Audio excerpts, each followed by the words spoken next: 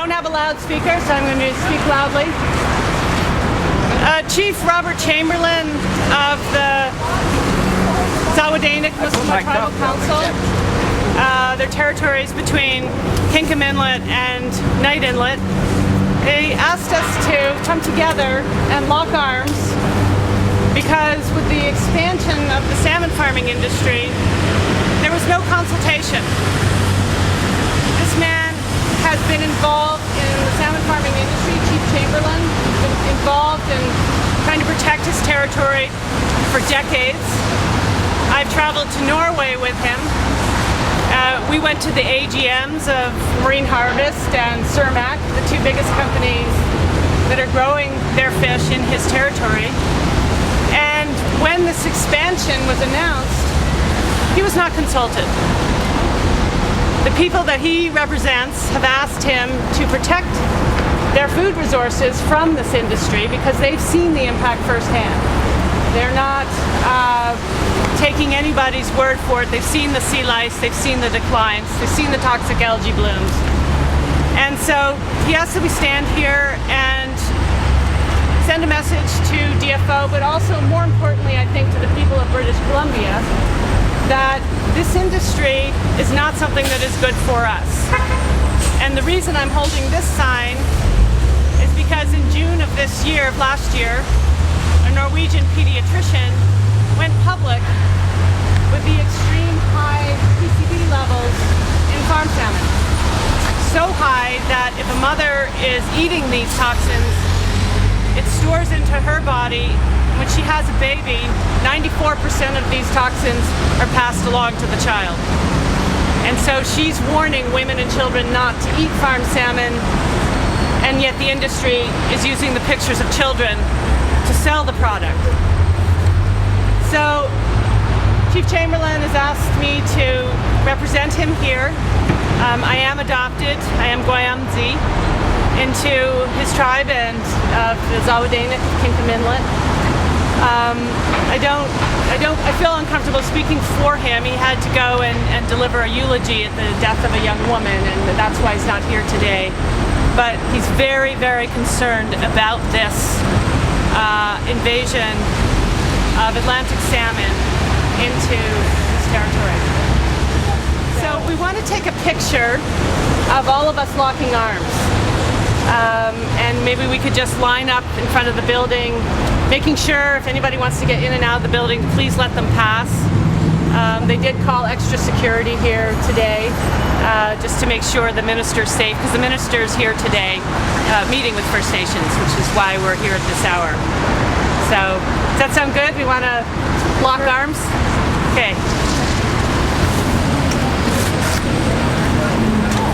Locking arms, you can hold them like this.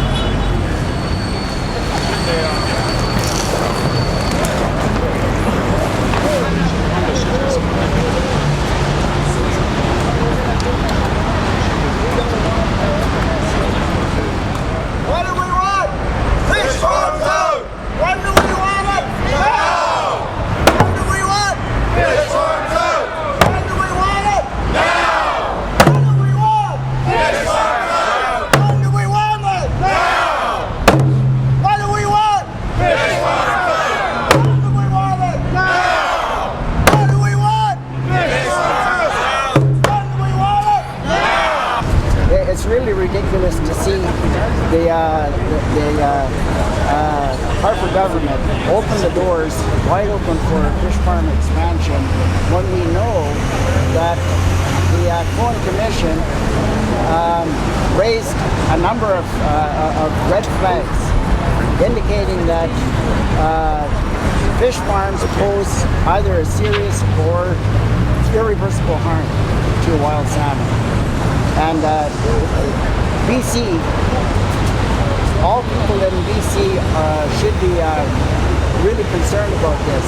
And Wilmot people, First Nations people are taking the charge on this and really being that voice for wild salmon, because we've depended on wild salmon since time immemorial. We consider the wild salmon as our relatives.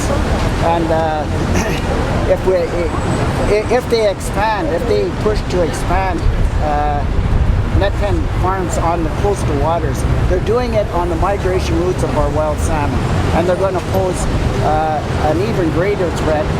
And the last thing that we want to see is our wild salmon vanishing forever.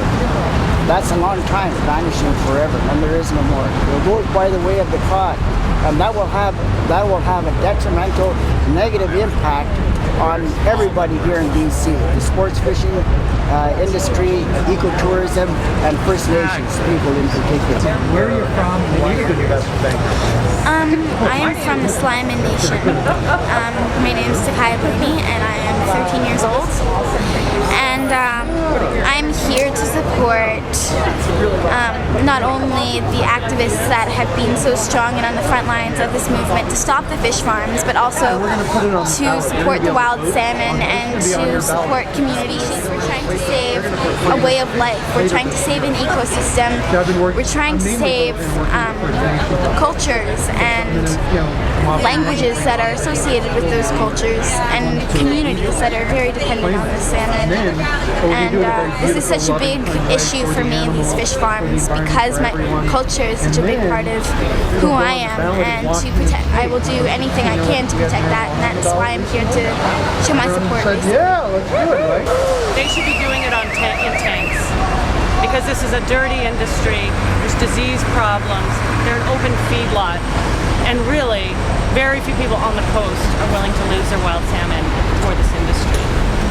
What do you expect from that meeting today? I don't think she will listen. She will bring, what's expected? If I thought the minister would be listening, we would not be here. We have to be here. We have to show people exactly how we feel. That wild salmon are so important to British Columbia. And furthermore, there's a lot of information coming out about the PCBs and dioxins, the high toxin level in these fish, which are very damaging. Particularly if women eat them, it passes to the babies. So there's no real reason for this industry. It needs to clean up, it needs to get into tanks.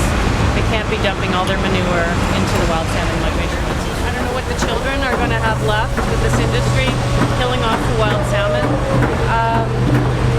The fact that the Cohen Commission was completely ignored is a very, very concerning sign to me, and we are losing democracy at the same rate that we're losing our wild salmon. You have said this message for years. There's been a commission that came out with some recommendations. 11 of them are linked to farm salmon. Although, and then after that, the government still went ahead with lifting that moratorium. What do you expect, or do you trust that anything can come out of a meeting like that? Well, I think that the federal government and the provincial government and the farming industry are so locked together, they don't seem to want to unlock themselves from it. So under this current government, we don't anticipate any changes. Gail Shea will spout out all the things to greenwash, what they're doing about protecting wild salmon. They'll pay a little bit of attention to that, but what they're really wanting to do is to tell Canadians that the aquaculture industry is environmentally friendly and it produces good products, and the world needs it. But the truth of the matter is, these fish that are grown in open net fish farms they have to use antibiotics, they have to use chemicals to ward off diseases, to ward off parasites. They're floating sewers.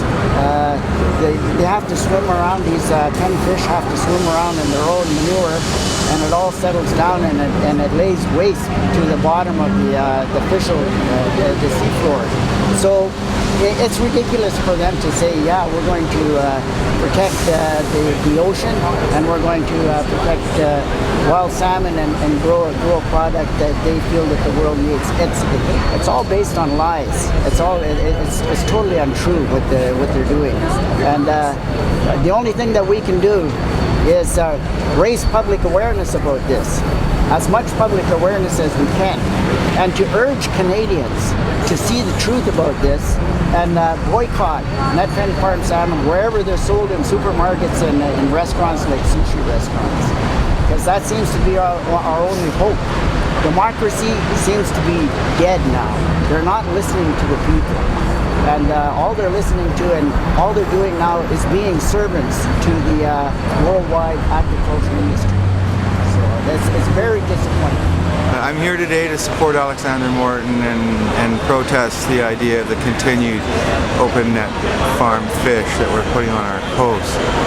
And the attack on our wild fish, really, and our wild habitats that these farm fish interrupt by all their lice and disease. So yeah, I'm totally against what our federal government is doing, and that's why I came out today to show some support, and have been for years. My name is Angela. I live on Quadra Island, where I'm surrounded by fish factories. They're huge, they're filthy, they are shiting all over the reefs and ocean floor. They kill thousands of seals. They bring in diseases, exotic diseases from Norway, and they shouldn't be here in the Pacific Ocean to begin with. And now we find out that the toxins in farm salmon are so much higher than in other fish that is actually considered detrimental to human health.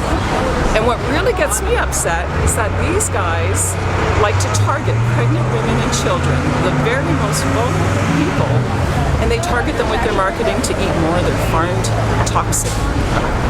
One farm presently is producing 10 tons, wants to ramp it up to 460 tons. That's obscene. Our fragile ecosystem can't handle that.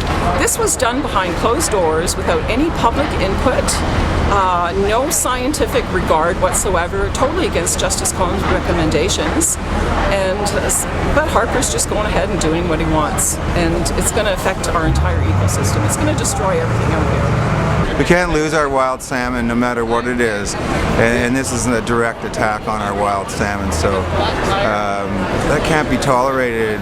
We're losing the wild salmon as it is to such a high degree, and the ripple effect through all wildlife and First Nations is going to cause way too much grief and really unrest. I mean, we'll shut down the economy out here, so it'll be easy to do, and that's where we're being pushed, is to cut the hand off that feeds us, and it's just a matter of how hard the hand gets cut off, if it ever gets sewn on again. So that'll be what the government has to decide, if they have any choice whatsoever, because it's pretty inevitable that people will no longer tolerate this level of dictatorship against Mother Nature. I mean, so there's no logic in it, not for our species. So.